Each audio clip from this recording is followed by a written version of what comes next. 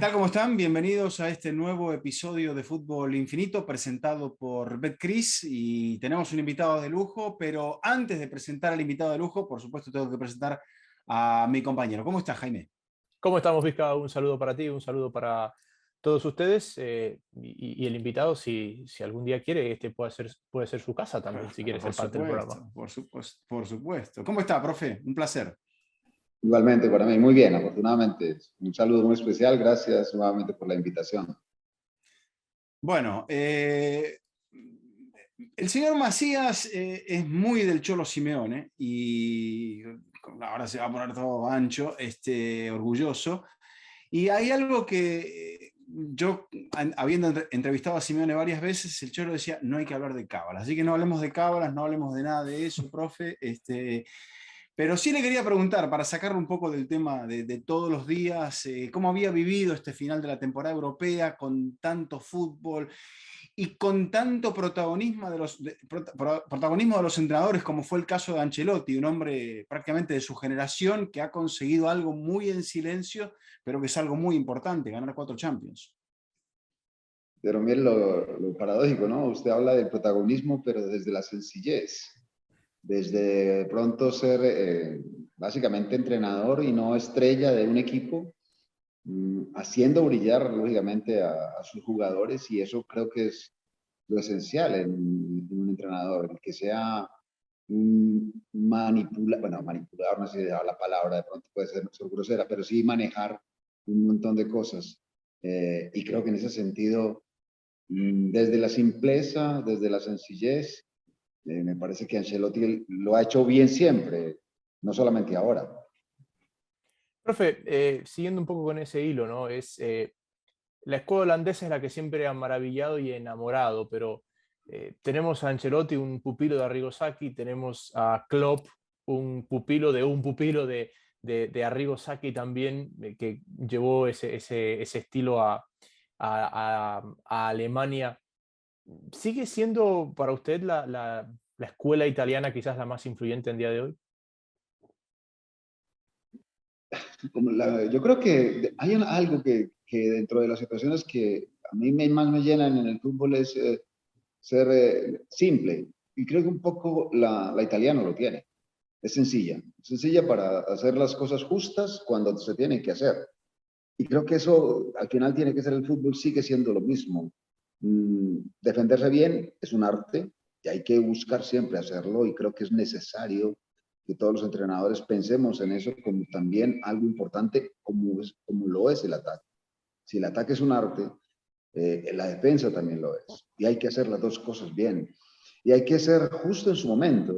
Y yo creo que lo más importante que tiene la escuela italiana es eso, que sabe qué es lo que tiene y sabe con lo que tiene sacar resultados importantes. Bueno, hoy no tanto la selección, puede pensarse en que eso es como la mejor muestra de lo que es la escuela italiana. Pero me parece que en ese sentido, cuando se juega simple, cuando se es sencillo, cuando el jugador sabe resolver rápido y sin nada rocambolesco, me parece que ahí el fútbol sigue siendo bello. Usted me da muchas avenidas por donde irme. No me quiero ir por las ramas, profe, porque sabemos que su tiempo en estos momentos es muy valioso, pero en la charla anterior Jaime le había preguntado por Maturana y sabemos de su influencia de Pacho y de cómo Pacho, cuando se encontró en aquella final con Nacional contra el Milan, encontró algo allí y Sacchi le dio sus grandes cumplidos por lo que había conseguido, y Maturana como en su momento también había tomado mucho del fútbol de César Luis Menotti.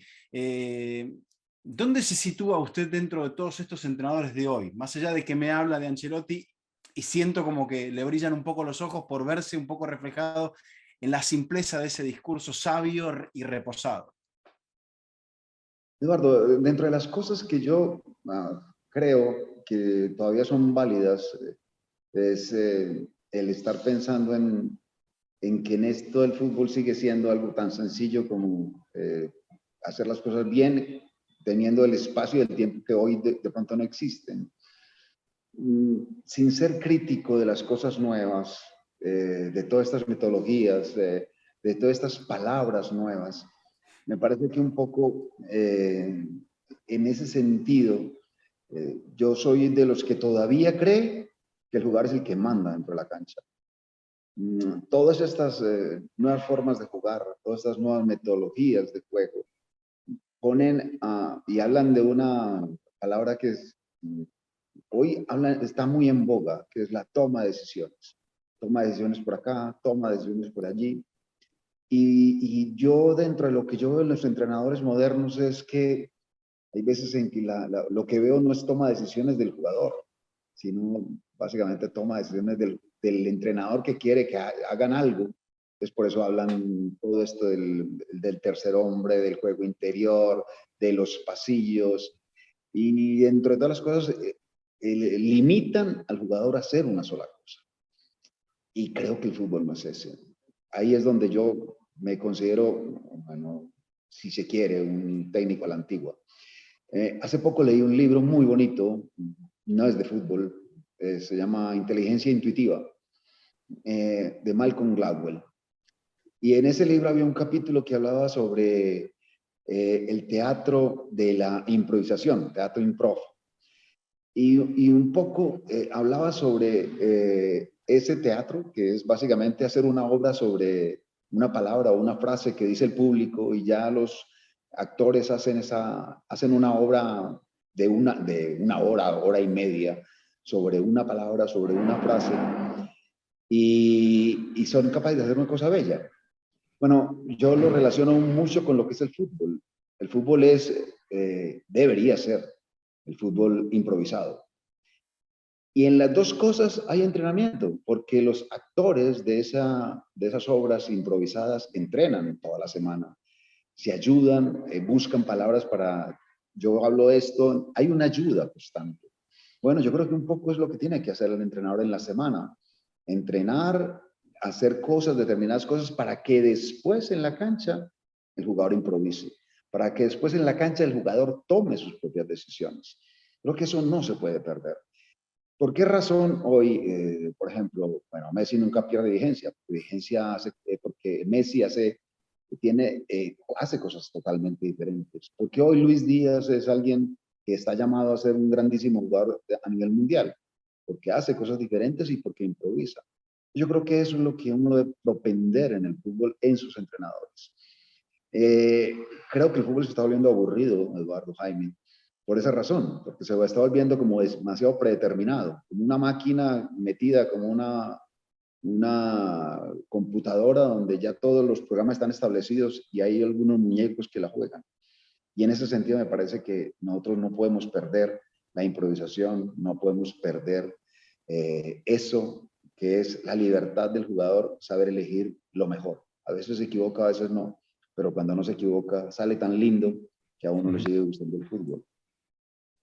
Es cierto, hemos entrado en un territorio de poca sorpresa de lo que un partido a uno le presenta, ¿no? Porque es todo como muy mecanizado. El profe, lo escuchaba hablar. Lo mencionaba Gareca, Jaime, eso, y que seguramente el profe también lo vio cuando Gareca decía, Jaime, ese tema de que si nosotros en Sudamérica teníamos esa ventaja por el talento, ¿por qué la hemos entregado, no? Sí, ¿no? Y me parece, profe, que también, y lo admiro mucho, usted también detesta esa terminología complicada en la que parece que cuando preguntamos en una conferencia de prensa le estamos preguntando a un astronauta la configuración para despegar el cohete. Sí, es cierto, totalmente cierto. Y lo que decía Eduardo respecto a lo que decía Ricardo Gareca, es totalmente cierto en algo. Nosotros, sobre todo los latinos, estamos muy dados a estar mirando todas esas nuevas metodologías y todos esos nuevos libros españoles de todas esas nuevas metodologías. Y yo creo que es válido, es necesario leerlos, es necesario mirar, es bueno, pero me parece que no podemos hacer lo que estamos haciendo, es copiando y pegando. Y esa no es la idea. Me parece que un poco, y sin dejar de lado que es bueno, me parece que hay que tropicalizar un poco esos términos, que hay que volverlos peruanos, colombianos, costarricenses, hondureños, ecuatorianos, meterlos dentro de la forma de hablar nuestro, dentro de la forma de pensar nuestro, dentro de nuestra ideología. Profe, Ahí está la clave. Bueno, no se perdón. pierde vigencia en el fútbol, se sigue siendo un fútbol donde hay mucha más fuerza hoy, donde hay mucha más velocidad, pero no se pierde lo que tiene el ecuatoriano, la picardía del peruano, bueno, todo eso. O sea que me parece que sí, que es necesario estar actualizado, pero no podemos perder nuestro trópico, que es tan hermoso. Le cuento una pequeña anécdota, humildemente cuando jugué en la cuarta división de España. Nosotros en Ecuador jugamos casi 4-4-2 y era mano a mano. Eh, y cuando llego y empiezan a hablarme a mí del interior, del mediocentro, el no sé qué, yo realmente tenía que mirar la pizarra para saber qué me querían decir en la posición que jugaba ese jugador. Y ahora uno viene a nuestros países y todo el mundo te habla un poco en la terminología que usted está hablando. Total, no, es que nosotros, y ahí es donde está mi crítica, estamos copiando y pegando. Entonces, estamos tratando de hacer un ejercicio que se hace en Alemania, donde hay todos los instrumentos y donde está todo lo que se necesitan, los balones necesarios, los arcos pequeños, todo. Y nosotros lo estamos haciendo en una cancha que no es buena, con balones que de pronto ni siquiera son los mejores, bueno, trabajando hasta con piedras, ni siquiera con conos, y buscando de alguna manera hacer todo esto que en determinado momento, vuelvo y le digo, no es que sea malo, es bueno, pero que nosotros, por esa situación, primero perdamos nuestra identidad y que después no seamos capaces de explicar en determinado momento todo eso, que usted bien, muy bien lo dice, bueno, el juego interior o presión tras pérdida. Nosotros antes lo hablábamos de una presión en el último cuarto de cancha, o cuando hablábamos de una diagonal, era una diagonal hacia afuera o hacia adentro, y ahora se habla de desmarques de ruptura. Y está bien, pero es igual, lo mismo, son nombres distintos, de pronto nombres más bonitos que se le ponen a algo que siempre existió. La bendita zona 14, por ejemplo. Bueno, uno siempre trabajaba en esa zona 14, pero nunca le dijeron que era la zona 14, pero siempre todos los entrenadores o todos buscamos llegar a esa zona 14 porque intuitivamente sabíamos que desde ahí se hacía goles, pero no nos tenían que decir que buscáramos la zona 14. Entonces me parece que a veces sí, es muy lindo para hablarlo, es muy bueno para dar una charla técnica o para presentar a los medios algo que uno supuestamente sabe. Después la aplicación, después cómo de alguna manera el jugador te entiende. Después hay otras situaciones en las cuales el jugador sentirá libertad de hacer todo eso. Bueno, o primero, Jaime, como usted bien lo dice, entenderá. Que primero hay que buscar un lenguaje común para todos. Yo creo que eso es vital. Entonces no es saber demasiado y no saberlo comunicar, sino que el jugador entienda todo esto y después lo sepa aplicar. Usted decía algo ahí, profe, por ejemplo, cuando usted decía, ¿y de qué jugás? Yo juego de 10, y el que jugaba de 5, usted sabía de qué jugaba. El 10, el 5, el 8, el 9, el 7, era nuestro fútbol, y eso se lo llevamos a los europeos, y le llevamos términos como ensanchar el campo, que lo decía Juan Malillo cuando él lo había escuchado en su momento.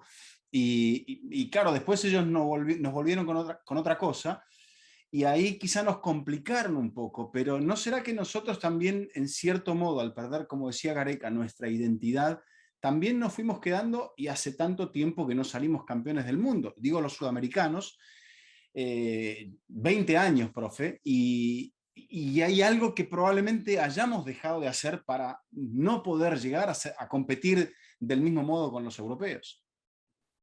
Lo que pasa es que es distinto, Eduardo. Ellos, los europeos, han hecho cosas, han cogido cosas de nosotros que antes no tenían y por eso de razón han ganado. Han ganado pues, con la misma fortaleza, con la misma potencia que tenían antes, pero por ejemplo, tienen otra cosa diferente. Ya, por ejemplo, tienen un juego más elaborado, tocan muy bien a la pelota, que antes, por ejemplo, no lo hacían.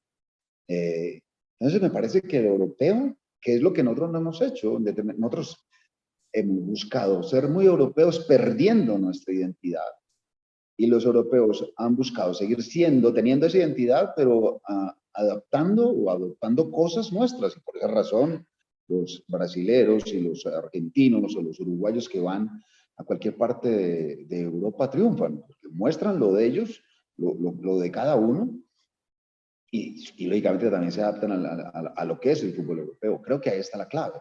Nosotros no hemos sabido hacer eso. Nosotros lo que hemos es querido cambiarnos de vestido. En cambio, en lugar de tener, bueno, un traje más bonito, que sea mucho más, mejor utilizado, que es lo que en determinado momento han hecho los europeos con nuestro fútbol. Ellos han robado cosas nuestras y nosotros nos hemos quitado lo nuestro para jugar con algo prestado. Dicho en música, profe, es como si hubiésemos, perdón, Jaime, dejamos de bailar nuestros ritmos, la salsa, lo que sea, para adoptar otras cosas que no están en nuestra sangre, quizá. El trópico, hemos perdido el trópico. Estamos bailando, no sé, un vals. Y no sabemos bailar vals. Es que para mí es eso, profe. Los europeos se han potenciado de nuestras libertades y nosotros hemos querido europeizar nuestras libertades sin la infraestructura para poderlo hacer. Y las potencias siempre serán las potencias, pero yo ponía el ejemplo de los países nórdicos. Para el Mundial del 2014 no hubo un solo país nórdico en torneos Mundial o Eurocopa. Y de ahí en adelante, inversión en infraestructura, inversión en inclusión social, inversión en manos para trabajar, salvo Finlandia y Noruega, que se quedaron a un partido de llegar a este Mundial, todos fueron al Mundial o Eurocopa, incluyendo Islandia, por ejemplo. Sí, cierto, totalmente cierto. Y han hecho cosas diferentes en eso, de cómo de aplicar algo que es eso, de fútbol. Yo ahorita, cuando estuve en Qatar, hablé un rato con Roberto Martínez y pues yo estoy muy interesado, por ejemplo, en todas esas cosas nuevas que Bélgica está haciendo. Porque Bélgica, siendo un país tan pequeño, estuvo no sé cuánto tiempo de primero en el ranking FIFA. Y yo había leído algo sobre lo que ellos en determinado momento estaban haciendo. Bueno, hubo universidades que se metieron a trabajar con los entrenadores. Hay clubes que tienen, lógicamente, los entrenadores de esos clubes ya tienen que ser reconocidos, tienen que hacer su carrera y tienen su método, lo están siguiendo casi todos, pero están haciendo cosas donde la infraestructura ya se vuelve muchísimo mayor y es muy grande y están aprovechándola y por esa razón están haciendo cosas diferentes. Eso es verdad, todo eso es válido. ¿Se puede hacer en Latinoamérica? Complicado hacerlo, es difícil. Uno buscará la manera de que esa situación, modelarla al menos. ¿Modelarla en qué sentido? De que haya en divisiones menores mejores trabajos de los que se están haciendo ahora. Colombia, por ejemplo, no tiene tiene muy buenos jugadores, pero no, en esa base no se trabaja como debería trabajarse. Creo que uno tiene que buscar, sí, en ese sentido, ser igual que el europeo, buscar hacer una educación mucho más integral, de que los jugadores no solamente sepan jugar fútbol, sino que ese talento que tienen, potenciarlo de otras muchas maneras, no solamente la parte física, la parte táctica, sino lógicamente también la parte mental, de qué manera se tiene que trabajar todo eso. Ahí estoy de acuerdo yo con que debemos de estar robándole cosas al europeo sin perder nuestro talento. Creo que ahí está la clave de todas estas cosas. Ojalá que caigamos en cuenta, porque si no caemos en cuenta de eso, que no hemos caído en cuenta, vamos a seguir, como ustedes bien lo dicen, viendo que ellos nos ganan siempre, viendo que Mbappé sigue diciendo que ellos nos han ganado últimamente, que es la verdad, que duele en determinado momento, pero que uno podría estar buscando de alguna manera mostrar otras condiciones y otro fútbol con mucho más talento que tiene, porque de verdad el sudamericano sobre todo tiene muchísimo más talento que el europeo, eso sí lo tengo claro, pero en el trabajo integral son mucho más ellos que nosotros. Profe, vamos a lo que está por delante, no porque nos ponen la zanahoria, sino porque, bueno, vamos a hablar de lo que viene, que es ese partido contra Nueva Zelanda. ¿Cómo está su equipo? Bien, bien, bien. Lo mejor de todo es que hemos entrenado. Nosotros estamos desde el día 15 de mayo entrenando. Casi todo el grupo completo, casi que el 21 o 22 de mayo ya lo teníamos completo. Hemos entrenado como club, como equipo, y eso es bueno. Casi nunca uno como selección puede tener esa posibilidad. Luego hay un grupo serio, comprometido, con muchas ganas de clasificar, pero consciente de qué es lo que primero se está jugando, contra quién lo vamos a jugar, de que es un partido totalmente atípico, porque es son 90 minutos, donde hay que estar especialmente atento, donde es un equipo que es diferente y que al cual, pues, esa clase de fútbol casi nunca nosotros lo enfrentamos y al cual hay que saberse adaptar, que hay que respetarlo y que, pues, si hasta ahora hemos hecho las cosas bien es porque hemos estado enfocados en algo, en seguir progresando. Creo que eso es lo más importante, eso es la mejor. Bueno, pero siendo conscientes de que esto no va a ser de ninguna manera fácil. Profe, ¿cuán difícil es dar el mensaje, y no a sus jugadores, porque su equipo es un equipo muy, muy maduro, ¿no? Sino un poco al público, de que Nueva Zelanda es un rival a tomar en cuenta, ¿no? Porque a veces los latinoamericanos tendemos a despreciar lo desconocido. Como no lo conocemos, seguramente es malo. Y Nueva Zelanda es un equipo en condiciones. Es totalmente de acuerdo, totalmente de acuerdo. Mi mensaje siempre ha sido el mismo, diciendo básicamente eso. Es un equipo que es fuerte, alto, de la fortaleza, sobre todo en el fútbol aéreo, hay que tenerlo en cuenta. Que si nosotros vamos a tener, nos descuidamos en ese sentido, pues vamos a tener problemas. Después, y el mensaje que a veces le doy, siempre le doy al público es, así como ellos no son tan poquito, nosotros no somos tanto, porque cuando llegamos acá, pues Costa Rica estaba pasando por una crisis complicadísima, llevaba como 2 años sin ganar nada a nivel internacional. Bueno, ahora básicamente ha mejorado mucho en su fútbol poco a poco, pero todavía no llega a un punto alto.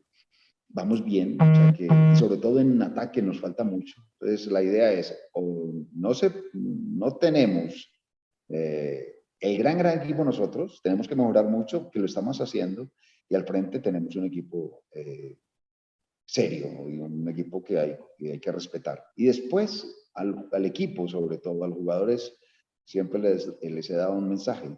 Cuando la cosa estuvo mal, iniciando la eliminatoria, el equipo estuvo enfocado en algo, en mejorar. En la segunda vuelta la cosa estuvo muy bien, entonces todo el mundo hablaba muy bien y entonces era complicado ya manejar ese paroxismo o esa alegría que había en la gente, y sin embargo el equipo estuvo enfocado. Bueno, lo que le estoy pidiendo al grupo es, cuando estuvimos mal nos enfocamos, tuvimos foco, cuando estuvimos bien y todo el mundo nos quería desviar con alegrías, tuvimos foco, ahora no lo podemos perder. Como decía Jaime, lo que pasa es que usted tiene allí el capital de que este es un grupo serio, un grupo trabajado, un grupo que tiene una base que ha tenido dentro de lo que es el contexto del fútbol centroamericano esa palabra tan difícil, éxito. Usted mencionaba allí, profe, muchas cosas interesantes. Partido único, un rival con un juego directo, un rival con una potencia física, pero Costa Rica también tiene lo suyo.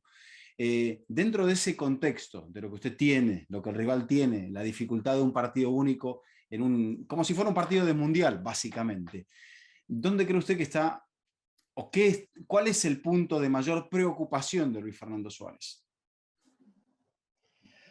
La mitad de la cancha, como siempre, Eduardo. Yo creo que la generación de juego de ellos debe ser prontamente cortada.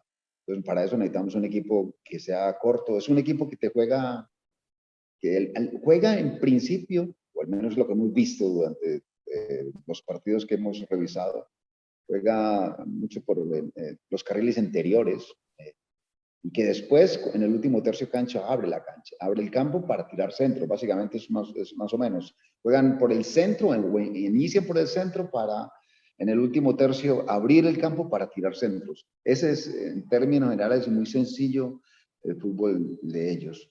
Pues lo que queremos es cortar ese ejercicio, sobre todo que no lleguen a ese último tercio. Y después, dentro de todas las situaciones nuestras en el fútbol, creo que la propuesta en la tenencia, en la elaboración de juego, en la apertura nuestra de campo, tiene que ser clave, muy clave. O sea que tenemos que estar pensando mucho en eso, en aprovechar algunos espacios que pueden dejarlo en los costados. Básicamente se da eso. O sea que me parece que si nosotros nos adueñamos de la mitad, estoy diciendo una de perogrullo, pues, porque eso es lo normal dentro del fútbol, me parece que ahí está la situación en la cual podemos pensar en que podemos obtener una victoria. Esta semana, profe, de trabajo, usted tiene casi toda la selección, a ver, salvo los centrales, Calvo y Duarte, más Campbell, más Keylor, todo el resto juegan en la Liga Costarricense, unos porque no han salido todavía, otros porque están de vuelta. ¿Cuánto pesa esto en un partido o en la preparación a un partido como este? Mucho. Y yo creo que un poco nosotros lo buscamos hacer.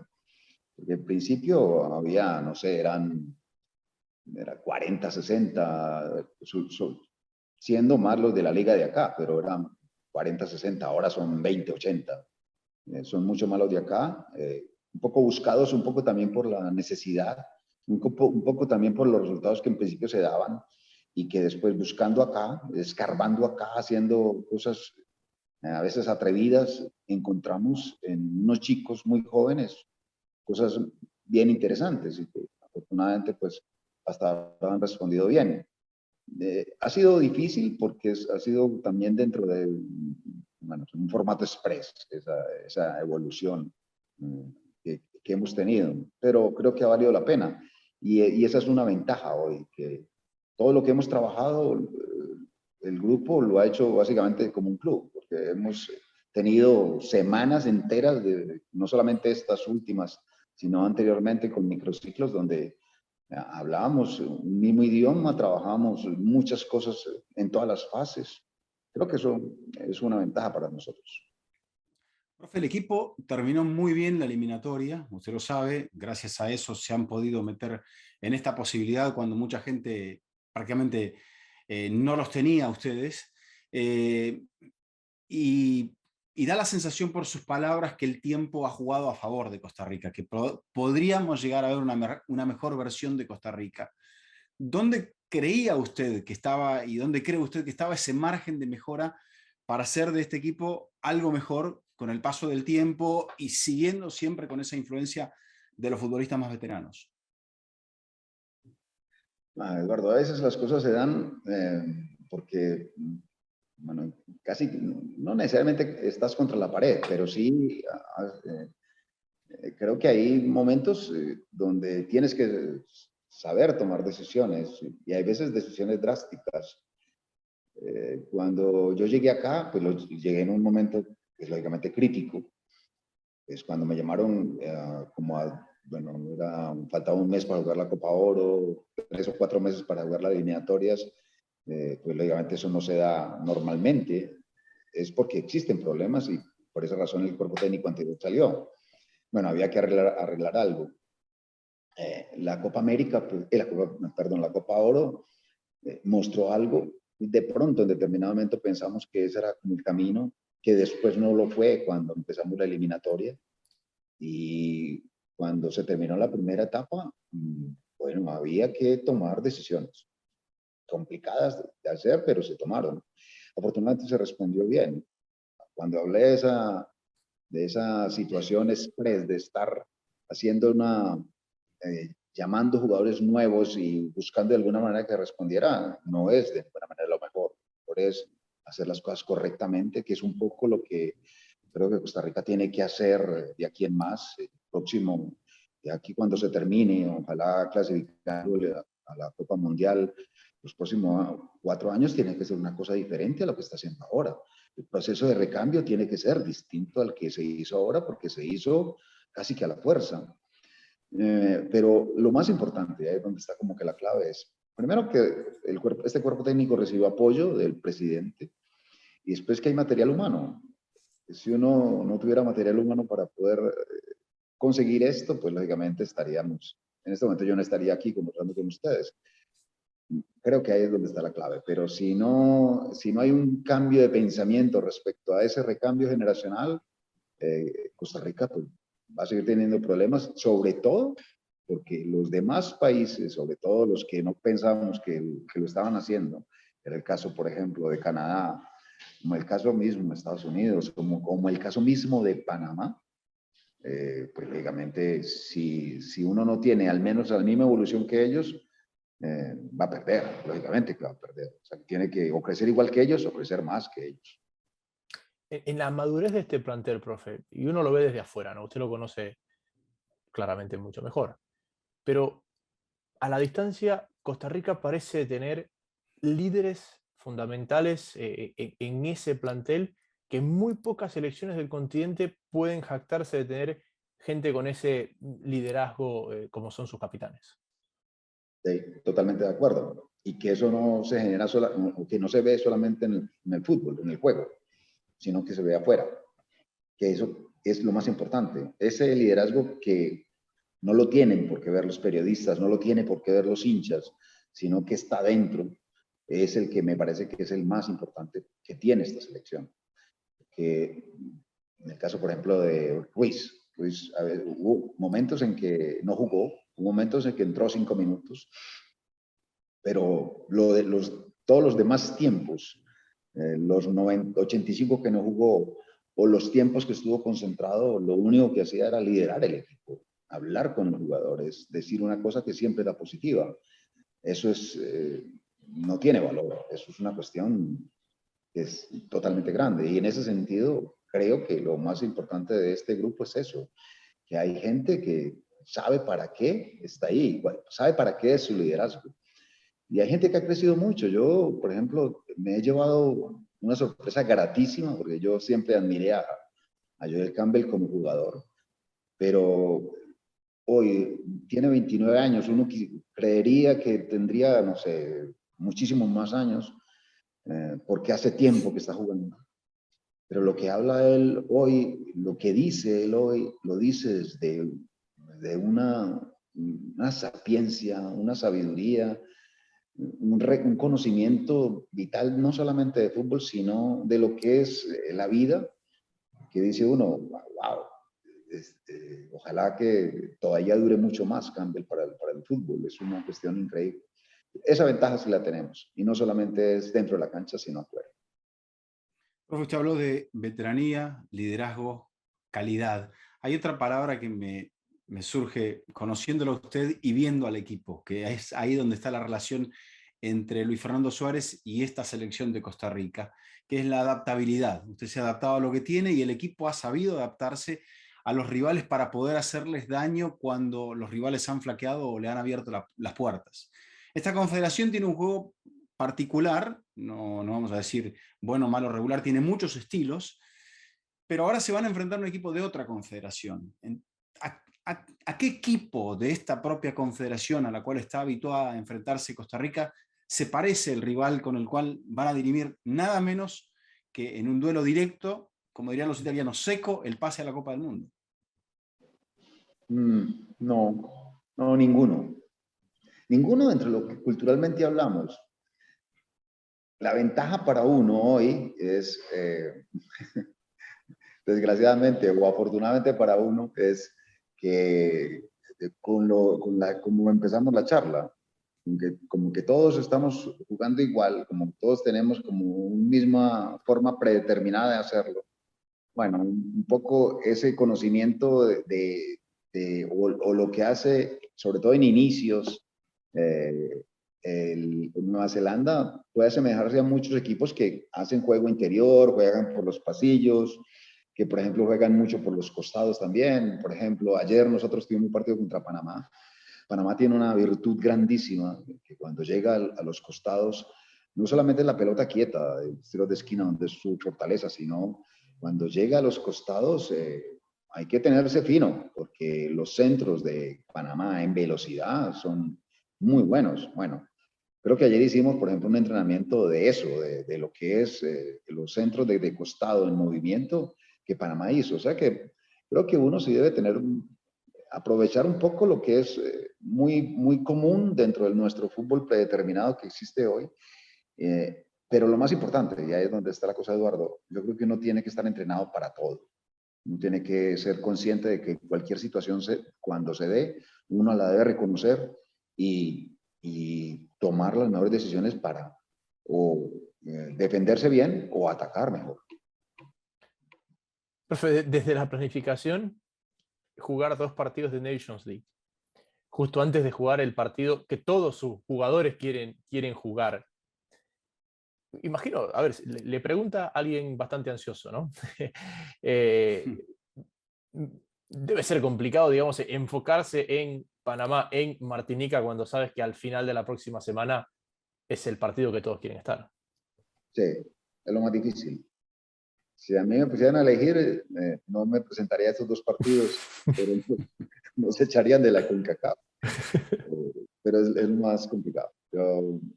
Yo recuerdo una charla que yo tuve con Alfio Basile por allá antes del 2006 para el Mundial de Alemania.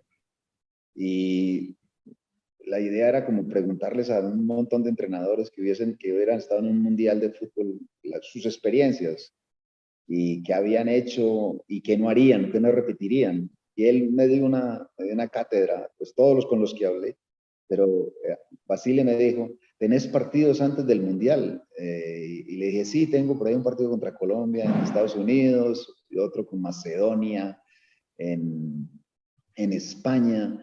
Y me dice, no los puedes cancelar. Yo, no, profe, yo no los puedo cancelar, ya eso está firmado. Los partidos con Ecuador. Y le dije, ¿pero por qué? Me dice, porque esos partidos no te dan nada. Te mienten y de pronto te vas a preocupar. Ves un equipo, estás soñando un equipo, idealizas un equipo y en esos partidos que vas a tener, no vas a ver nada de lo que idealizas, ¿no? Ves una cosa totalmente diferente. Y le digo, ¿por qué? No, porque tus jugadores inconscientemente no van a estar pensando en que no se pueden perder el Mundial. A mí me quedé mucho pensando en eso. Yo recuerdo cuando, antes de ese Mundial, sí, tuvimos esas mismas circunstancias. Sobre todo el partido contra Macedonia, fue un partido terrible. Podíamos haber perdido 5-1, perdimos creo que 2-1 o algo así. Se lesionó Carlos Tenorio. Y yo estaba supremamente preocupado hasta que me acordé de Basile. Por ahí me acordé, wow, me acordé de Alfio. Me dije, esto no es, yo sé que esto no va a ser así. Bueno, no fue así. Pero me quedó también esa sensación de que si en determinado, para un partido, bueno, este no es un, bueno, este sí, es casi un mundial, pero un partido de estos, lo demás te distrae y no te conviene. Lo tenés que mirar con otros ojos, básicamente. Eso es lo que si lo tenés que jugar, lo tenés que mirar con otros ojos porque el jugador inconscientemente, pues lógicamente está pensando en lo que es un partido como el que vamos a jugar contra Nueva Zelanda. Profe, ¿se acuerda que justo antes del debut en el Mundial de Alemania jugamos contra un equipo universitario y perdíamos 2-3-0 y el partido nos lo da vuelta Felipe Caicedo, alguien que había quedado fuera de la nómina de 23?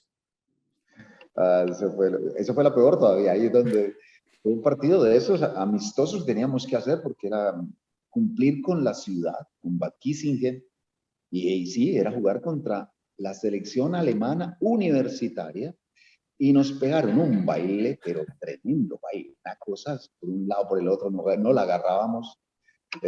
Y sí, Felipe estaba, era un niño, Felipe tenía 17 años, pero en esa época yo lo llevé como jugar 24, pero nunca pensé, y hasta casi que le toca, porque Tenorio estaba tan lesionado que pensé que de pronto tenía que cambiar. Pero sí, Felipe entró, nos empató, y un poquitico como que la cosa no fue tan complicada. Eso también me llevó a pensar, eso que que les acabé de mencionar, es si vas a jugar contra la universidad, contra la selección alemana universitaria, pues lógicamente no vas a meter la pierna, no vas a correr, te vas a cuidar. Estamos a 4 o 5 días de jugar contra Polonia, Y de pronto eso si yo no hubiera tenido la charla con Basile, de pronto yo hubiese hecho otra charla técnica, de pronto yo hubiese dicho otra cosa diferente. Bueno, creo que si hay algo lindo que uno ha tenido es eh, que hay gente muy desinteresada que le ayudaba a uno. Lo mío fue espectacular en ese sentido antes del Mundial. Cuando yo tuve unas charlas espectaculares con todos, un montón de entrenadores que habían ido a un Mundial y que cada uno desinteresadamente me contó un montón de historias espectaculares. Eso es valiosísimo. Yo creo que si hay algo en el fútbol que yo valoro es el colegaje. Y en ese sentido a mí me ayudaron mucho muy buenos entrenadores del mundo entero.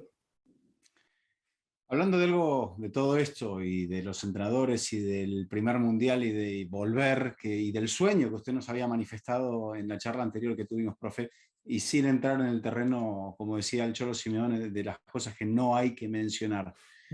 ¿Cómo está usted anímicamente para esta semana para algunos tan bonita y para otros tan complicada? Estoy lleno de miedo, lleno de estrés. Estoy todos los días pensando y obsesionado con ese partido, o sea que estoy bien. Creo que ese es el estado natural de un entrenador. O sea que me siento en eso, estresado, con temores, con miedos, con dolor de estómago. O sea que estoy supremamente bien. Como decía el bolillo, profe, tensionadito bacano. Tensionadito bacano. Sí, creo que mucho más que tensionadito bacano. Oiga, profe, le quiero hacer una pregunta que es una estadística que encontré cuando salió de la selección de Colombia un amigo suyo como es Reinaldo Rueda, ¿no? Me puse a buscar los números y sígame porque por ahí lo confundo. Hay 8 países que han tenido al menos un entrenador en los últimos 5 mundiales. ¿Ok? O sea, en cada uno de esos 5 mundiales, del 2002 al 2018, esos 8 países han tenido al menos un entrenador, que son Argentina, Alemania, Francia, Brasil, Países Bajos, España, Uruguay y Colombia. Pero la particularidad es que de esa lista, el único país que sus entrenadores nunca estuvieron al mando de su selección en un mundial fue Colombia. La pregunta que yo me hago es, ¿por qué? Ah, voy a contestar con tristeza, que no debería. Es que en Colombia nosotros no creemos en nosotros, básicamente es eso. Hace 2 o 3 días escuché una noticia, pues de esas que salen, de un muy buen técnico que es colombiano hace tiempo, Julio Comesaña, nació en Uruguay, Argentina, no sé, pero es colombiano de corazón y es nacionalizado. Dijo algo respecto a que él, cuando le preguntaron algo sobre no se había nombrado al técnico todavía, a Lorenzo, y él dijo que a él no le gustaría que fuera un entrenador colombiano, sino que fuera un extranjero. A mí me causó mucha extrañeza porque, bueno, lo está diciendo un colombiano, bueno, ¿y esto qué pasó? Bueno, había que leer el contexto, ¿no? Y cuando lo leí, pues lógicamente lo entendí, lo dijo con la mejor buena intención. Yo quiero que sea un extranjero porque aquí agarran a un colombiano y lo destrozan. Aquí el problema es que la presión, la exigencia, no es lo mismo que tiene ese entrenador colombiano que llega otro de cualquier parte y pone sus condiciones y son respetadas. Al colombiano no. Y dentro de todas las situaciones me parece que somos así, mal mirados, aún teniendo, como usted muy bien dice, eh, gente que ha estado en mundiales y varios. Hernán Gómez ha estado en 5, 2 de asistente y 3 llevando hasta por primera vez a 2 países, a Panamá y a Ecuador. Pacho Maturana, bueno, el caso mío también, el caso de Jorge Luis Pinto, el caso de Reinaldo, que también ha estado en los mundiales, todos, pero no se creen nosotros. Esa es una. Y la otra que ahí es donde me parece que en determinado momento nosotros como colombianos tampoco nos ayudamos, y sobre todo como colegas, siempre hemos tenido como una guerra fratricida.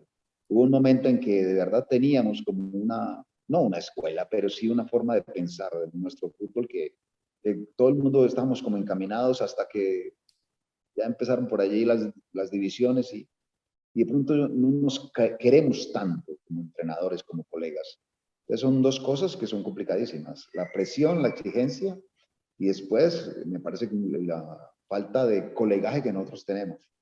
Es triste que sucede, es triste que eso, pues, sobre todo con lo que usted menciona, que por fuera hemos mostrado que somos capaces.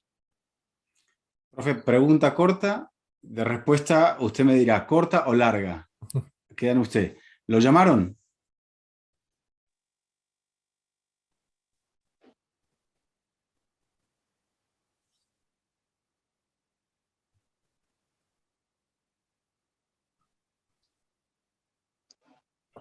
Hola, Eduardo, no escuché la pregunta, perdón.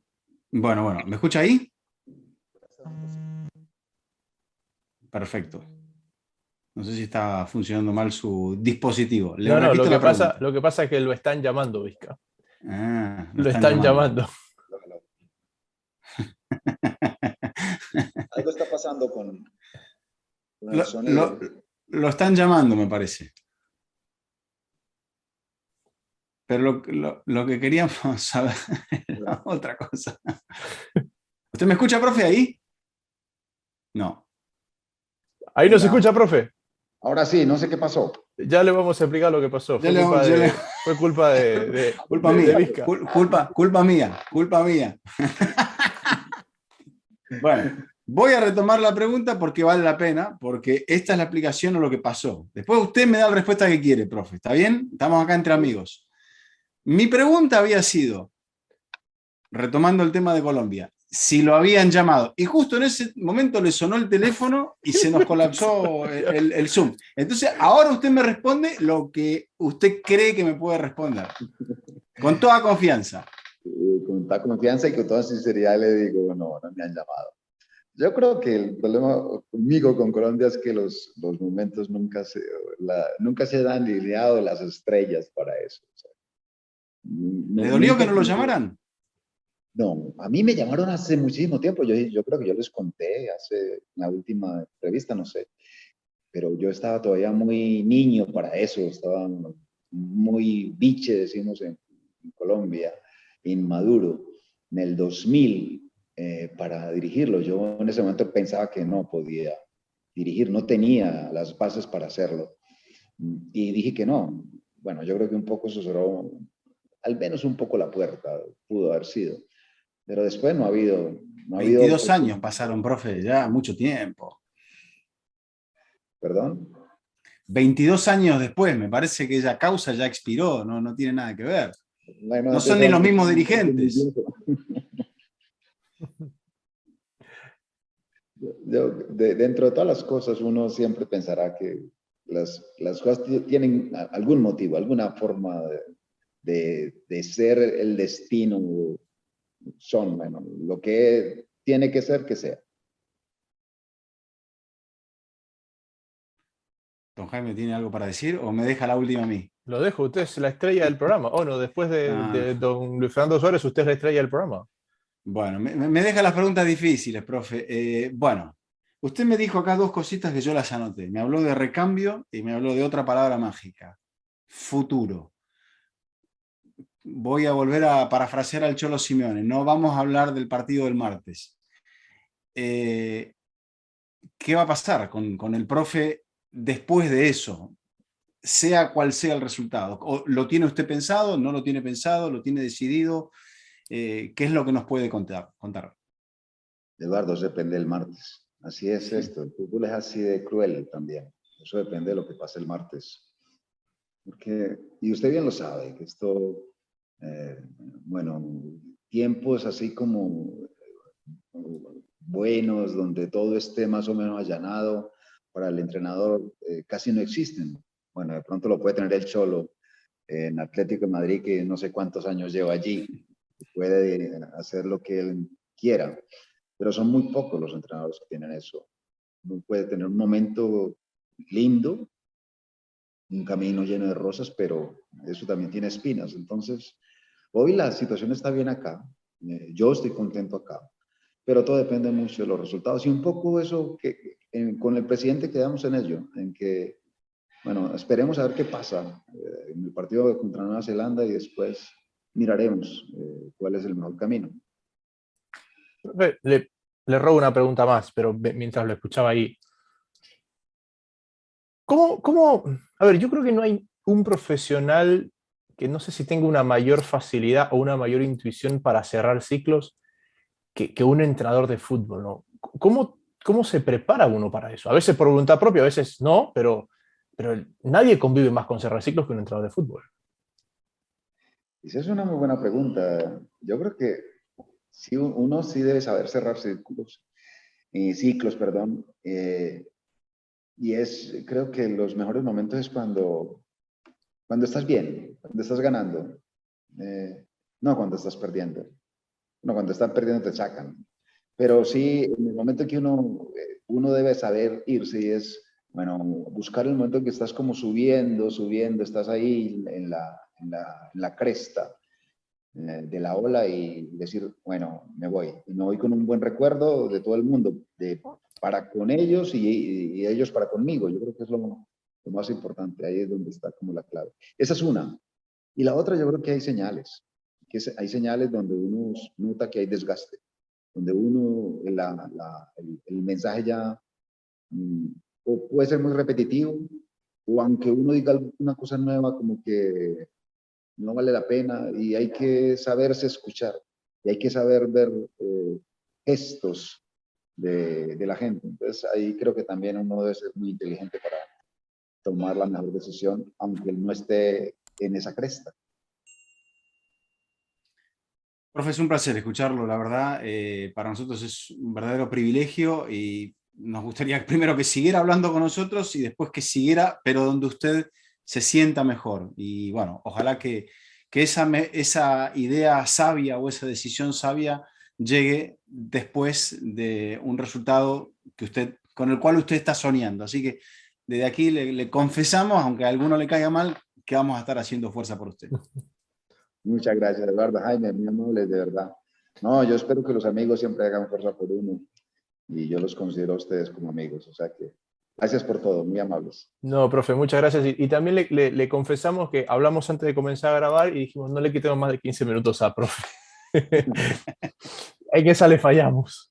Ah, lo pasamos bueno. Es que a veces, profe, mire, cuando uno está tensionado, lo mejor que puede hacer es tener una charla que lo distraiga un poco. Y yo sé que todavía usted va a estar en momentos próximos al partido de mayor tensión aún. Pero bueno, si usted sabe que siempre puede conversar con nosotros, eso seguro. Sí, y se siente bien. Muchísimas gracias. Cuando se hace una charla así, de verdad que yo también la disfruté. O sea que no hay problema. Muchísimas gracias antes por la invitación. Abrazo, profe. Abrazo, que esté muy bien. Muchísimas gracias, profe. No se olviden que este episodio de Fútbol Infinito ha sido traído a ustedes gracias a Betcris. Será hasta la próxima.